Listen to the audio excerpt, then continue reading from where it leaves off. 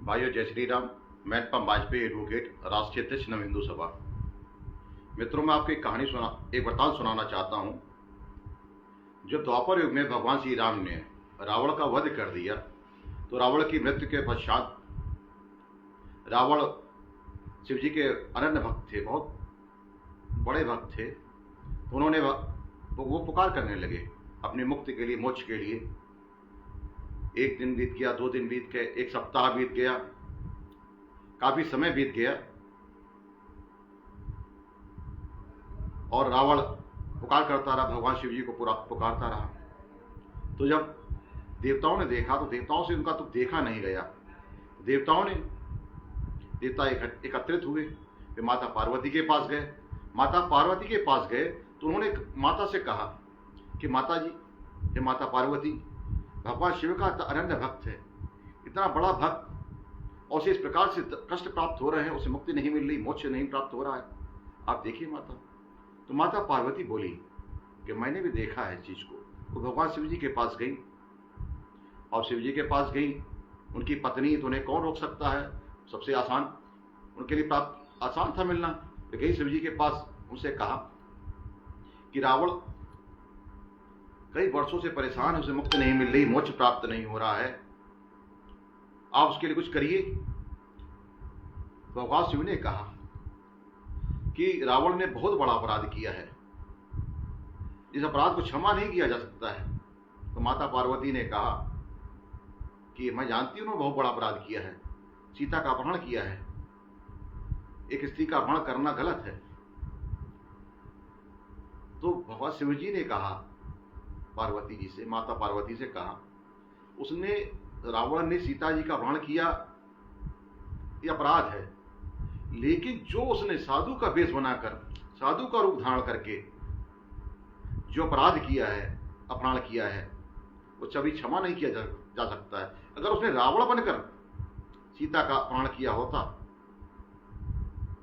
तो मैं उसे क्षमा कर देता, उसे मुक्ति प्रदान कर देता, लेकिन जब उसने साधु बनकर, साधु का रूप रखकर किया, ये बहुत बड़ा अपराध है और इसकी कोई भी क्षमा नहीं है। ना रावण को कभी क्षमा किया जा सकता है, मैं कभी क्षमा नहीं करूंगा रावण को। मित्रों, ये कहानी बताने का, ये दृष्टांत बताने का, वृत्तांत बताने का उद्देश्य क्या है? मेरा उद्देश्य है बताना कि सनातन बहुत वर्षों से परेशान है। सनातनी जिन्हें अवसर प्राप्त हुआ, उन्होंने सरकार बनाई, उन्होंने कहा मोदी आएंगे तो मोदी ठीक कर देंगे। मोदी जी ठीक है, योगी जी ठीक हैं, लेकिन जहाँ पर लोकल स्तर, वहाँ पे हर जगह जगह पूरे देश के अंदर और प्रदेश के अंदर जो विधायक हैं, सांसद हैं, मंत्री हैं, इन्होंने रूप बनाकर, छद्म रूप रखकर, साधु का वेश बनाकर ये बताया कि हम तुम्हारी समस्याओं का हल कर देंगे, तुम्हारी परेशानियां उन्हें दूर कर देंगे। क्या हुआ इतने वर्षों में? आप देख रहे हैं 10 साल से ज्यादा सरकार हो चुकी है बने हुए, और उसके बावजूद भी आज देखिए लगभग देश में छोड़िए, उत्तर प्रदेश के अंदर मैं बता रहा हूँ, कोई ऐसा जिला नहीं है, कोई ऐसी विधानसभा नहीं है जहाँ मुसलमानों से आदमी परेशान नहीं है, त्रस्त नहीं है। आप ये सोच रहे हैं, जितने नेता लोग हैं सोच रहे हैं कि हम पूजा कर लेंगे, पाठ कर लेंगे, जब तक कर लेंगे क्षमा मिल जाएगी। मैं आपसे बताना चाहता हूँ आप लोगों को, ईश्वर आपको कभी क्षमा नहीं करेगा। आप चाहे अखंड रामायण करा लें, रामचरितमानस कर लें, भागवत कथा करा लें, यज्ञ कर लें, तप कर लें, जप कर लें, आप उन लोगों को साथ धोखा दे रहे हैं। आप देख रहे हैं कि स्त्रियों के, माताओं बहनों के साथ क्या हो रहा है। पश्चिम बंगाल की स्थिति बहुत खराब है और ये नेता लोग देख नहीं रहे हैं। आप सोच रहे हैं कि आपको मुक्ति मिल जाएगी। आप इस सांसारिक वस्तुओं को भोग कितने दिन तक कर पाएंगे? 5 साल, 10 साल, 20 साल, 30 साल, और उससे ज्यादा नहीं कर पाएंगे। बहुत होगा तो 40 साल। उसके बाद आपको ऊपर जाना है, भगवान के यहाँ जाना है, जवाब देना पड़ेगा। मेरा निवेदन है, अगर आपने पैसा कमा लिया हो तो आप रहम करें, दया करें लोगों पर, थोड़ा चिंता समाज के बारे में करें। यह स्थिति बड़ी स्थिति भयावह है। ये लोग, नेता लोग पैसा कमाने पे लगे हैं, नेता कमा रहा, उसके आसपास के 4, 5, 5, 6 लोग कमा रहे हैं। और पश्चिम बंगाल में बता रहा हूं मित्रों, पश्चिम बंगाल जल्दी ही बांग्लादेश बनने वाला है, दूसरा पाकिस्तान बनने वाला है, तीसरा पाकिस्तान बनने वाला है। और हम लोग आराम आराम से बैठे हैं, केवल अपनी चिंता है, अपने बच्चों की चिंता है। आप इतना धन कमाकर क्या करेंगे?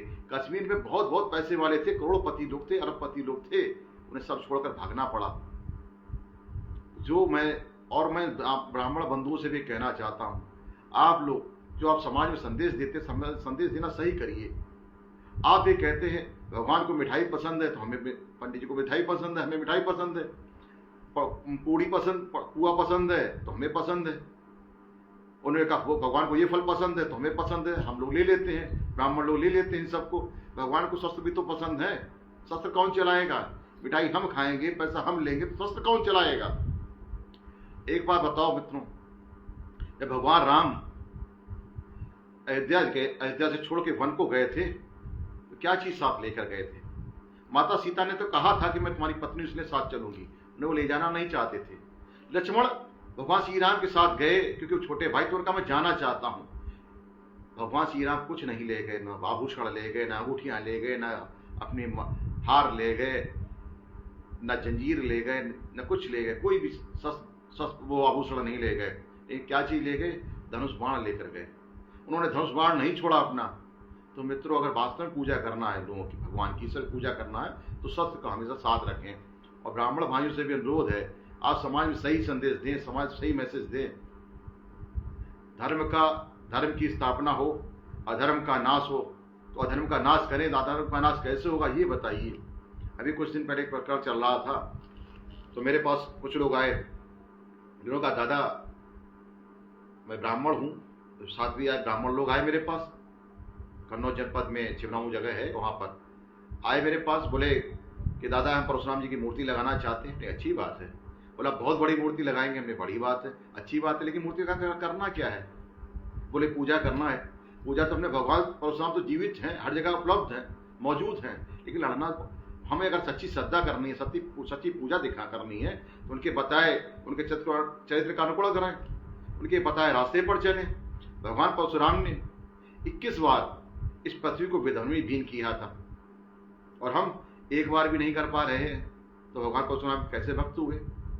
अगर हम ना कर पाए, 21 बार की मैं बात कह रहा छोड़ो, अगर एक बार भी अपने जहां रहते हैं मोहल्ले में, जिस गांव में रहते हैं, गांव में, नगर में, अपने आसपास हम जितना क्षेत्र है उतना विधर्मी बीन कर लें, तो उतने बड़े भगवान परशुराम के भक्त हैं। आप मूर्ति मत बड़ी करिए, आप लक्ष्य बड़ा कर लीजिए।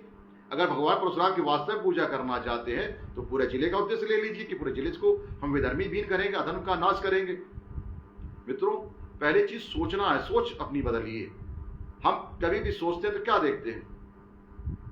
बचाव सोचते हैं, डिफेंस सोचते हैं, अटैक सोचते ही नहीं। हम इंतजार कर रहे हैं, दो चीजें हो रही हैं, हम कमा रहे हैं और इंतजार कर रहे हैं कि वो कब बढ़ेंगे, कब जनसंख्या बढ़ेगी, उनकी आबादी बढ़ेगी, वो हम पर हमला करेंगे। हम अपने बचाव के ऑप्शन सोचते हैं कि इस तरीके से बच जाएंगे, हम उस तरीके से बच जाएंगे, क्या हम अटैक का नहीं सोचते हैं।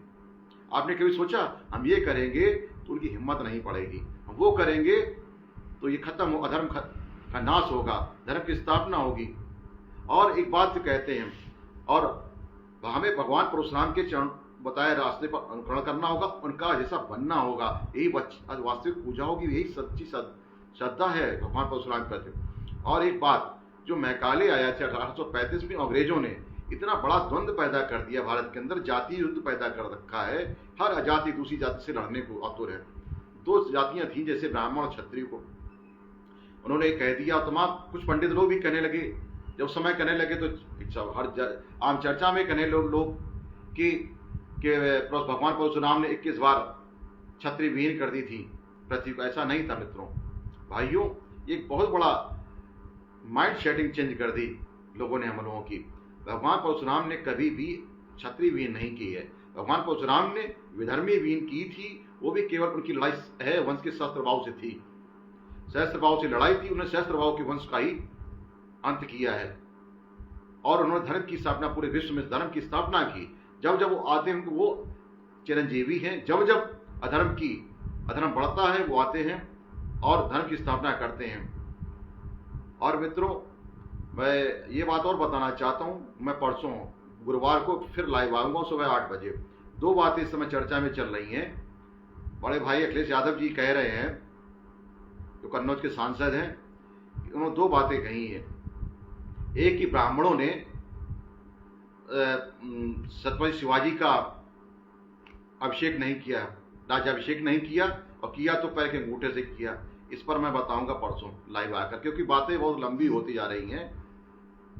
और दूसरी बात ये बता रहे, कुछ बात बताई है कि छत्रपति शिवाजी कौन जात के थे, मैं परसों आपको बताऊंगा। और आप सभी से अच्छे सोच की उम्मीद करता हूं, और भविष्य में अच्छी नया वर्ष, हिंदू नववर्ष प्रारंभ हो चुका है। आपको नववर्ष की बहुत बहुत शुभकामनाएं। भारत माता की जय। वंदे मातरम। जय हिंद। जय श्री राम। जय श्री परशुराम। हर हर महादेव।